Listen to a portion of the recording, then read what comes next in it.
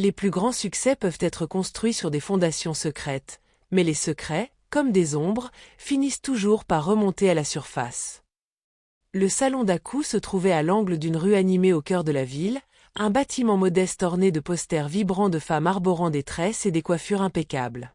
L'odeur des produits capillaires et le doux bourdonnement des bavardages emplissaient l'air, faisant de son salon un lieu de rassemblement populaire pour les femmes. À l'intérieur, il y avait toujours une file d'attente de clientes, toutes impatientes de voir leurs cheveux touchés par les mains d'Akou, la coiffeuse la plus prisée de tout l'État.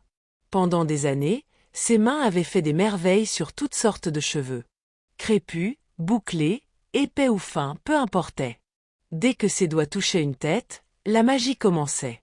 Ses doigts se déplaçaient avec la précision d'un sculpteur, tordant, séparant et façonnant les cheveux en motifs complexes qui semblaient défier les limites de ce qui était possible. Sa réputation se répandait comme une traînée de poudre. Les femmes venaient de tous les coins de la ville, et même des villes voisines, pour s'asseoir dans son fauteuil. Et personne ne repartait jamais insatisfaite. Son travail était celui d'une artiste, révélant la beauté même des cheveux les plus indisciplinés. Ce n'était pas seulement de la coiffure, c'était une transformation, du genre qui laissait les gens se regarder dans le miroir avec émerveillement, à peine capables de se reconnaître. Mais le succès d'Akou ne venait pas seulement de son talent.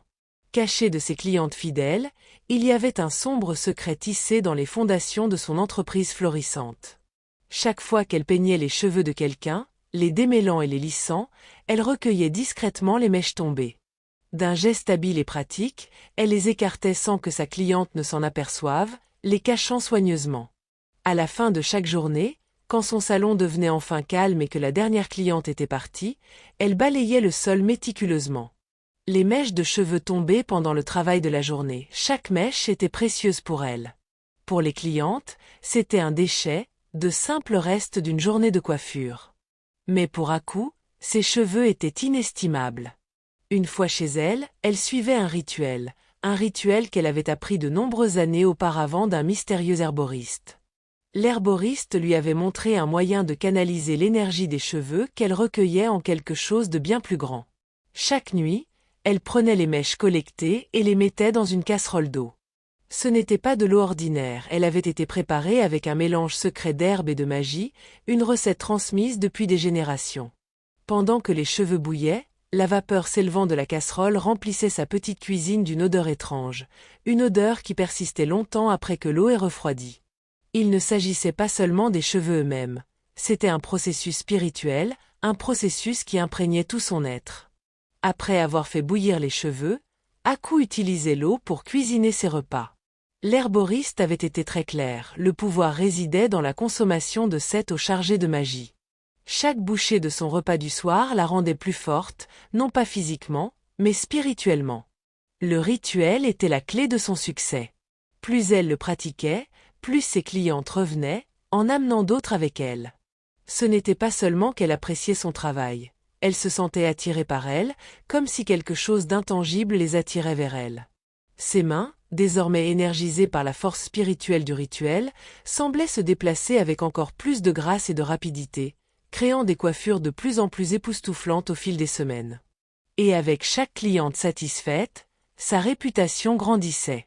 Mais Akou savait que ce n'était pas seulement du talent, c'était la magie noire qui travaillait en coulisses, alimentant son ascension vers le sommet. Au début, Akou avait été hésitante.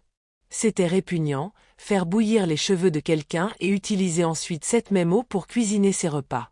Mais lorsqu'elle vit comment son entreprise commençait à croître, comment des femmes de loin venaient dans son salon, prêtes à attendre des heures justes pour qu'elle touche leurs cheveux, elle devint accro au rituel. Elle le pratiquait religieusement chaque nuit, sans jamais manquer un seul jour.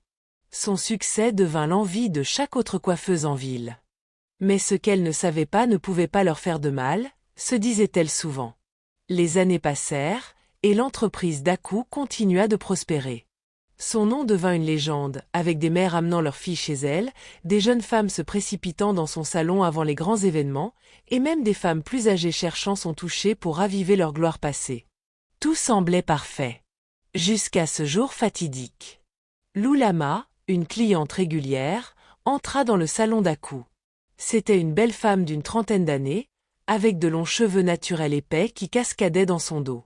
Elle sourit chaleureusement à Aku en prenant place dans le fauteuil. « Aku, j'ai besoin de ta magie aujourd'hui, dit Lulama avec un sourire malicieux. Je vais à un mariage, et je veux être le centre de l'attention. » Ainsi donc Aku éclata de rire. « Tu sais très bien que je ne déçois jamais Lulama. Quand j'aurai fini, on te demandera si tu es la mariée. » Elles rirent ensemble tandis qu'Aku commençait son travail, ses doigts se déplaçant rapidement dans les cheveux de Lulama. Elle tressait avec précision, tirant les mèches fermement et les verrouillant en rangées parfaites. Lulama se détendit dans le fauteuil, faisant entièrement confiance à Aku. Lorsqu'elle eut terminé, Lulama se regarda dans le miroir et s'exclama. « Aku, tu as encore fait des merveilles. » Elle tourna la tête de gauche à droite, admirant ses cheveux. « C'est magnifique. » Aku sourit et recula, satisfaite de son travail. Mais alors que Lulama se levait, quelque chose d'inattendu se produisit. Lulama commença à ramasser les petits cheveux qui étaient tombés au sol pendant le coiffage. Le cœur d'Aku sauta un battement. « Lulama, ne t'inquiète pas pour ça, dit Aku, essayant de garder son calme. Je vais les balayer pour toi. » Mais Lulama secoua la tête. « J'ai lu quelque part que c'est de la malchance de laisser ses cheveux derrière. J'aime toujours les garder, juste au cas où. » « Non, non, non, insista Aku, sa voix montant d'un ton paniqué. Elle tendit la main pour arrêter Lulama, mais celle-ci avait déjà commencé à ramasser les cheveux du sol. Lulama se tourna vers elle avec un froncement de sourcils. « Aku, qu'est-ce qui ne va pas? Ce ne sont que mes cheveux. Je vais m'en occuper. » Les mains d'Aku tremblaient. « S'il te plaît, Lulama, laisse-les. Tu dois les laisser. » Mais Lulama ne se laissa pas dissuader. Elle ramassa les mèches du sol, atteignant même celles qui étaient encore coincées dans le peigne qu'Aku avait utilisé. Elle plaça les cheveux dans son sac, inconsciente de la peur grandissante dans les yeux d'Aku. Aku pouvait à peine contenir sa terreur. Elle essaya de parler, mais les mots ne sortaient pas. Elle regarda, impuissante, Lulama rassembler tous les cheveux et sortir du salon avec un salut désinvolte. « Eh bien merci beaucoup pour tes services. » Dès que Lulama partit, Aku s'effondra dans un fauteuil, son corps tremblant. Elle attrapa frénétiquement son téléphone et composa le numéro de son herboriste. « Allô ?» dit une voix à l'autre bout du fil. « Baba. »« Baba, quelque chose de terrible est arrivé, » pleura Aku au téléphone. « Une cliente a pris ses cheveux. Elle les a pris, Baba. Que dois-je faire ?» Il y eut une pause au bout du fil, et Aku entendit le profond soupir de son herboriste. « Je t'avais prévenu, n'est-ce pas ?» dit-il d'un ton grave. « Je t'ai dit qu'aucune cliente ne devait emporter ses cheveux de ton salon. »« Je sais. J'en suis consciente mais, » sanglota Aku. « Mais n'y a-t-il rien que nous puissions faire ? S'il te plaît, Baba, aide-moi. » Mais la voix de l'herboriste était froide. « Il n'y a pas de remède, Aku. Les conséquences viendront, et je ne peux rien faire pour les arrêter. »« Mais Baba, s'il te plaît. » L'appel se termina brusquement, laissant Aku dans un silence stupéfait. Elle regarda son téléphone, les larmes coulant sur son visage. Elle avait joué avec des forces qui dépassaient son contrôle, et maintenant il était temps de payer le prix. Cette nuit-là, alors qu'Aku était allongée dans son lit, elle commença à ressentir une étrange sensation dans ses mains. Cela commença par une douleur sourde, mais bientôt ses doigts commencèrent à enfler, grossissant de plus en plus jusqu'à devenir méconnaissables. Elle cria de terreur, serrant ses mains alors que l'enflure empirait. Elle se précipita à l'hôpital le lendemain matin, mais les médecins étaient perplexes. Ils firent test après test, mais personne ne pouvait expliquer ce qui lui arrivait. Les semaines passèrent, et l'enflure ne fit qu'empirer.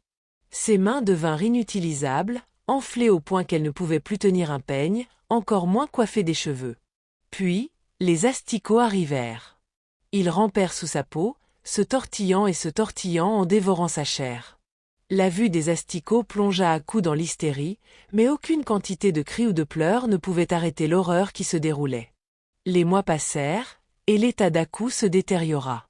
Ses mains autrefois glorieuses, Les mains qui lui avaient apporté tant de succès étaient maintenant une source de douleur et de souffrance sans fin. Elle ne pouvait plus supporter l'agonie, et finalement, son corps céda. Aku mourut seule, son salon autrefois florissant désormais abandonné.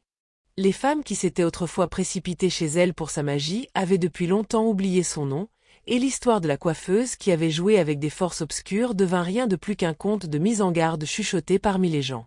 Ceux qui jouent avec les forces obscures paient un prix inévitable, et les trésors mal acquis deviennent les chaînes qui les lient à leur propre destruction. Si vous avez aimé cette vidéo, et que vous avez apprécié les histoires qui combinent des leçons morales avec un récit captivant, mettez un pouce en l'air, et n'oubliez pas de vous abonner pour plus de contenu comme celui-ci. J'aimerais connaître vos pensées, alors laissez un commentaire ci-dessous. Votre engagement à travers les likes, les partages, les commentaires et les abonnements est profondément apprécié. Nous sommes curieux de savoir d'où vous nous regardez. Veuillez activer les notifications pour être informé lorsque je publie une nouvelle histoire. Donnez-moi le nom de votre village aussi, que je pourrais peut-être utiliser dans mes prochaines vidéos. Jusque-là, soyez bénis et à la prochaine.